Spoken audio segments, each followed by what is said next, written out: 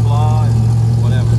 All right, see you guys in a bit. Blah, blah, blah. Here we go. It was me, Pirate, Jonathan, and Kyle all showed up. Jonathan had a really good day for him. Honestly, he ran 763, which was a personal best, and he did have any issues at all, which for him that was fantastic. He's had a lot of problems trying to get into the track, and when he's got to the track, cars acting up and all this kind of stuff. Still needs way more converter or something else, because it does a 60-foot worth of flip, but it does, once it gets moving, it starts doing its business. So, but he's just maybe going to bring in another time or two just to enjoy it. He's just tired of working on it, and since it's running good, he's just going to stick with what he's got for right this minute. Pirate, personal best in Resurrection, 747, and then the car progressively slowed down a little bit until finally it sheared the dowel into the dowel off on the cam gear, and it died, and we loaded up on the trailer, and he started investigating it and figured out what it was. Nothing serious. He already has it running now, so it was nothing bad. Kyle, personal best, 835 in the bootlegger, so he was pretty happy with that. And the 86, new personal best of a 770 flat with the new old motor of David's with the lightly ported E7s and the B cam. The stock intakes, killing it, so to speak. Wasn't super happy with the way the car was leaving. The pinion angle is possibly all jacked up. It needs struts up front. I mean, it drove straight, at least, better than the busted up control arms, but I just wasn't real happy with the car was leaving. It was unloading, but it was almost dead hooking. I mean, I couldn't hardly get it to spin. The last two passes had some issues. May have gotten up into the fuel limiter. I haven't watched any of the in-car footage. May have gotten up in the fuel limiter on the one pass. I don't know. But, it is what it is. So other than that, didn't miss any gears, made 7 passes. Didn't have any charging problems. Got up there, got home with no problems. So that's a bonus. So let's take a look at time slips, and we'll come back, wrap it up. Here we go. This was our first pass of the day. It's a 159, 773, 86.3. Realistically, that's a pretty good number.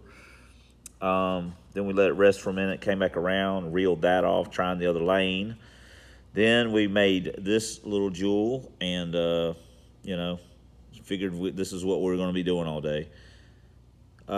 This pass, mile an hour is suspect as far as I'm concerned. That's like a 1.3 pickup over our best. Thought maybe we'd have a shot at the 760s, but that just didn't work out. Then we came back around. This is where Pirate had his distributor problem racing us. So then we tried this pass. This is where I think we got up into the fuel limiter. It spun a little bit, which I was trying to do, but it didn't like any of it. I hot lapped it, brought it back around, and kind of got back where I was, but it spun a bunch, and I had to cut out on the gear change again. So anyway, 7 passes, no missed gears. We'll just take that to the bank. Okay, you've seen the passes, you've got all the numbers. So what's next for this car? Well, a couple of different things. We're going to put the regular shorty headers that we've had. We had them on the Lincoln, we had them on Trojan Horse. They're unequal length shorties. We're going to put those on here just because it sounds horrible with that. It just sounds horrible. We're going to put an Explorer intake on it, just because we've got a couple of them laying around, and it'll free up some power. I like the stock intake look. It just doesn't run. So I thought I'd make it maybe more than I did, more trips with it, but nah, you go back to the Explorer. I've got some adjustable uppers that I can put on it. I have them laying around. I can put on it. If the pinion angle is a real issue, I can put those on to try to get it to where I want it.